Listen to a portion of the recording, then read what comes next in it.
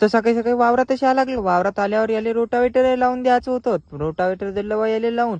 Rotavator लावल्यावर आम्ही आलतो शेवटच्या आवडातच रोटावेटर मारत होतो. मग मारला बा पहिला मीनच मुड्डण झाल्यावर पाहतो ती इथं माती अटकून होती. म्हणलं आता तुम्हीच काढून घ्या. मग मला म्हणे नाश्ता घेऊन ये म्हणे बोपात. मी आलतो बा नाश्ता घ्यायला साहिलदास दुकानावर. त्याच्या दुकानातून सगळ्यासाठी नाश्ता घेतला आणि मग आलो वावरात आल्याबरोबर डॉगेज भाऊचं पहिलेच लक्ष आपल्या नाश्त्यावरच. नाश्ता घेऊन सगळ्याच्या झाल्यावर पाहतो तर आपल्या गाईले आपल्या सोबत केलाच होतं. गाईले जाऊ द्या, मग आपल्या बैलाले सारे फाडासाठी तयार केलं. मग मी पाहूनच घ्या आपल्या शेडच्या आवडत असे सारे फाडणं चालू आहे. आवडत सारे फाडणं चालू असतानाच गाईचं तर अलगच काही खेळणं चालू होतं. गाईले जाऊ द्या, मग आलो आम्ही पेट्रोल पंपावर पेट्रोल भरून चाललो होतो. मग आम्ही वावरात आल्यावर आपल्या शूटरले ताण लागली होती. हे साई सगळ्यात विषारी जनावर आपला शूटर सुरतदा आहे. आपला चालूच होता इथं फवाऱ्याचा पंप बनवणं. कल एक्सपर्ट सुरतदा आणि त्याचा फवाऱ्याचा पंपच बनवत होता. त्याला जाऊ द्या, मग आलो आम्ही चवीच्या शेंगा तोडाले. शेंगा तोडताच पहिले शूटरनं उद्घाटन केलं शेंगायचं. मग पाहतो चवीच्या शेंगा तोडणं झाल्यावर पाहतो तो सुरतदा चवीच्या शेंगावरच मारत होता फवारा. मग शूटर म्हणे आता 5 स्टार प्लस माउंटेन ड्यूस पिऊ नाही म्हणे, आपण टेन्शन नाही घ्यायचं म्हणे. म्हणलं मी खाबा म्हणलं शूटर तू शेंगा. मग आलो आम्ही घराकडे आल्यावर पाहतो तर संध्याकाळी जलती आम्हाला. संध्याकाळी आपला डायमंड जलता आपल्या घरापाशी. चला मग भेटू मग नेक्स्ट ब्लॉग मध्ये.